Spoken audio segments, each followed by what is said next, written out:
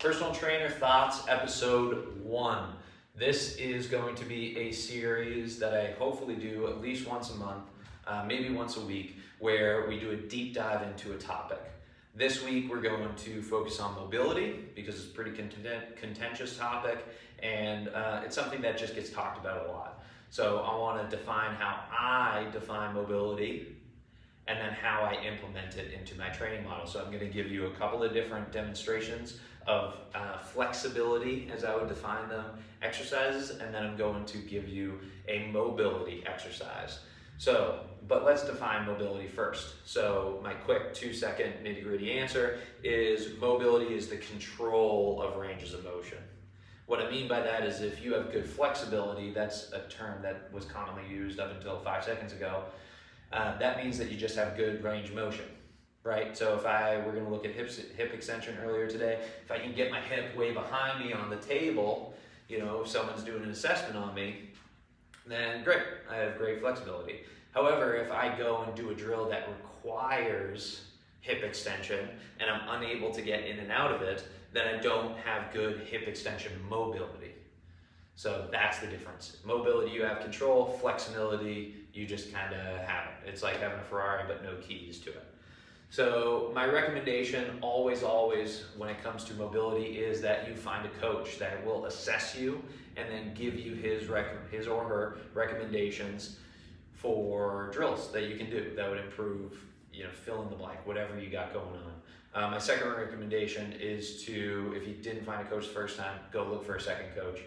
Or if you got a bad coach, look for a second coach. There's a lot of good coaches out there. They're gonna give you good information if they're doing the assessment right. That is always what you wanna do. But I understand, myself included, sometimes I just wanna go at it on my own. So we look at YouTube videos, Instagram videos, whatever, and we try to figure it out. Find some reliable sources. I hope that I can become one of those for you. And then just through trial and error, find what works for you. Exercise I'm going to show you today is a couch stretch. I'm going to show you both versions, so the floor version and then the modified version that we do on a bench or a box. So the setup for this, you're going to get onto both knees.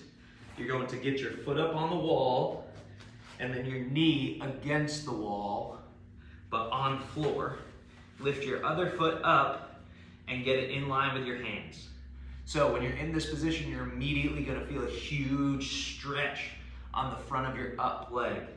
So we're stretching out that hip flexor.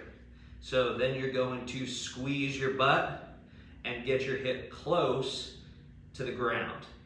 And then you'll just hold this position. Make sure not to look down, make sure not to look up excessively, and also make sure not to arch at your back too much. You want to make sure that you have a very nice neutral pelvis and spine, so then we're getting the range of motion actually at the hip, as opposed to some sort of anterior tilting or lower back extension. So, modified version. You're going to set the bench up or the box up against the wall. Same setup. So that knee is touching the wall, the foot up is up on the wall. Your forward leg is going to be in front, and then this is the position. You'll immediately feel that stretch. You're going to squeeze your butt, get your hip closer to the bench. And with this one, just because there's more range of motion through your trunk because you're not bent up like a pretzel, you need to focus on keeping your lower core engaged. So we're going to pretend like we're pulling up on our belt, lower core gets engaged, and you're immediately gonna feel that stretch deepen. So now, why the hell does any of this matter? And why did I differentiate flexibility with mobility? So the two drills that we just did for the couch stretch and then the modified couch stretch would definitely be flexibility drills. So we're getting into hip extension because we're squeezing our glute, so the argument could be made that's a mobility drill, but to me, we're really just elongating our hip flexors. So that to me is a flexibility drill. When it comes to a mobility drill, we're now going to use that range of motion that we just gained in a drill that's going to force our hip into hip extension and us have to actively get in and out of it. So any sort of lunge would do, because a lunge, as long as your knee is getting behind your hip, that's great. But the most advanced version of it would be a rear foot elevated split squat. So the setup for this is you're going to get your rear foot elevated, obviously. Forward leg is going to be down, and you want it about approximately 3 to 6 inches in front of your back knee.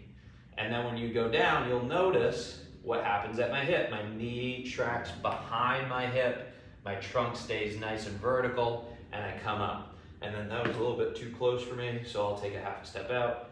And again, I go down, my trunk's nice and vertical. This position looks just like a squat, right? My knee's well behind my hip, and then I'm coming back up. The reason that this utilizes hip extension, right, is because if I didn't have hip extension, this is what would happen. I would start to extend at my lower back and go down. So then it's kind of fake hip extension. But with this, I'm actively pushing my foot into the pad. So when I go down, I'm helping myself out of it.